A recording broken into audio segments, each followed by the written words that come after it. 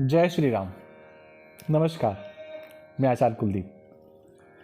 प्रभु राम का मंदिर अयोध्या में बन करके तैयार हो चुका है। तारीख भी निकल चुकी, सारी प्रक्रियाएं हो चुकी। अब केवल और केवल बचा हुआ है प्राण प्रतिष्ठा होना।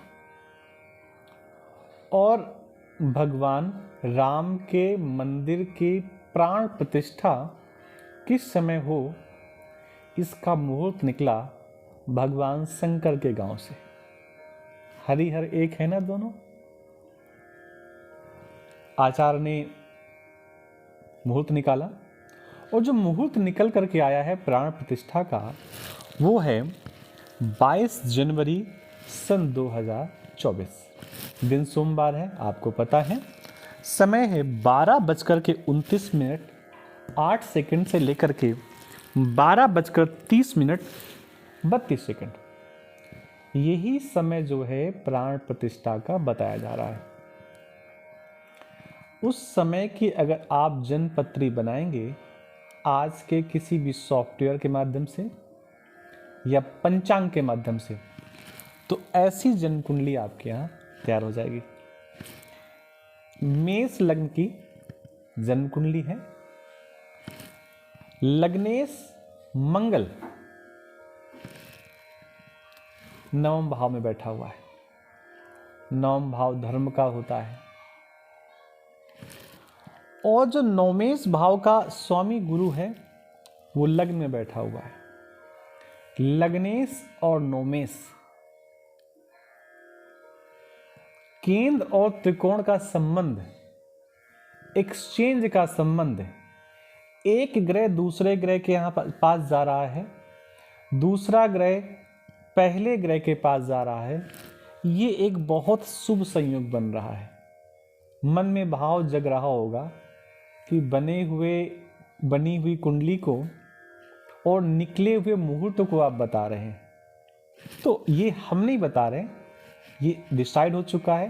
सारा कार्यक्रम इसी के अनुसार होना है। लेकिन वो समय कितना शुभ है, अगर थोड़ी भी आप ज्योतिष की जानकारी रखते हैं तो समझिए, इन सभी भावों को हम केंद्र के भाव भी कहते हैं और लग्न को त्रिकोण का भाव भी कहते हैं। 5वां और 9वां भाव त्रिकोण का कहलाता है। जब भी किसी भी कुंडली पर केंद्र और त्रिकोण का संबंध बन जाता है और जिस समय वो बन रहा होता है वो समय बहुत श्रेष्ठ होता है और उस समय किया गया कार्य अक्षय होता है, नष्ट नहीं होता। जब तक सूरज चांद सितारे रहते हैं तब तक वो कार्य पृथ्वी पर रहता है और उसकी नित्य निरंतर वृद्धि होती रहती है। सेकंड हाउस पर चंद्रमा बैठे हैं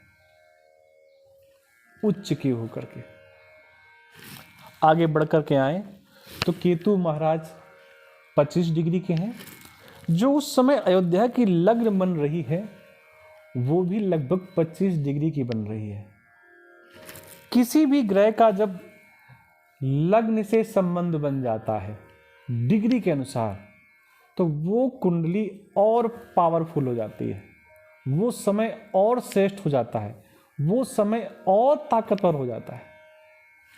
थोड़ा और आगे बढ़ने का प्रयास करें तो जैसे मध्याह्न का समय है, तो मध्याह्न के समय सूर्य अक्सर 10th भाव पर ही होता है। सूर्य केंद्र में बैठा हुआ है। सूर्य है कहां का स्वामी? पंचम भाव का स्वामी है और पंचम भाव त्रिकोण है। त्रिकोण का स्वामी होकर के केंद्र में बैठ रहा है। केंद्र और त्रिकोण का पुनः संबंध बन रहा है। तो ये जन्म कुंडली या ये समय बहुत श्रेष्ठ हो जाता है। आगे बात करें, शनि महाराज अपने ही भाव में, अपनी ही राशि पे, और जो एक कुंडली का चक्र होता है वहां स्वयं बैठे हुए हैं 11 डिग्री के साथ। 11 नंबर की राशि पर 11 डिग्री के साथ इस तारीख को शनि महाराज यहां पर विराजित हैं। आप देखिए यहां पर केंद्र का स्वामी आय के भाव में, वैसे दोनों एक ही हैं लेकिन बैठा है यहां पर। आप देखिए जो लग्न है, एक तरफ उच्च का चंद्रमा है, दूसरी तरफ राहु है। राहु की दिशा आपको पता है, एंटी क्लॉकवाइज, राहु उल्टा चलते हैं। तो राहु किधर आ रहे हैं, 11 नंबर की ओर आ रहे हैं, यानी कि उच्च का चंद्रमा लग्न को बलवान कर रहा है। थोड़ा और देखें ध्यान से, सूर्य की तरफ दो क्रूर ग्रह हैं, मंगल और शनि, लेकिन मंगल एक्सचेंज होकर के यहां पे आ रहा है, मंगल एक्सचेंज होकर के यहां पे आ रहा है और गुरु एक्सचेंज होकर के यहां पर आ रहा है। तो यहां पर कौन कौन से ग्रह आ गए, शुक्र, बुध और गुरु, 3 शुभ ग्रह आ गए जो इस भाव को भी श्रेष्ठतम बनाने का प्रयास कर रहे हैं। अच्छा, जो समय है 12:29 से लेकर के जो दिखाया जा रहा है, जो बताया जा रहा है, ये मैं अपने मन से नहीं कह रहा, और ये जो कुछ सेकंड का समय है, ये भी समय अभिजीत मुहूर्त में आता है। अगर उस दिन का अभिजीत मुहूर्त देखा जाए तो 11:58 से 12:41 तक है।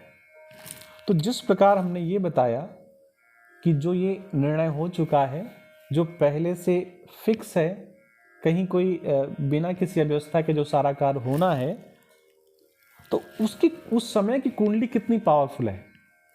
और केवल इतना ही नहीं, इस समय जिस बालक का जन्म होगा, जिस पुत्र या पुत्री किसी भी का भी जन्म होगा, वो समय बहुत श्रेष्ठ है।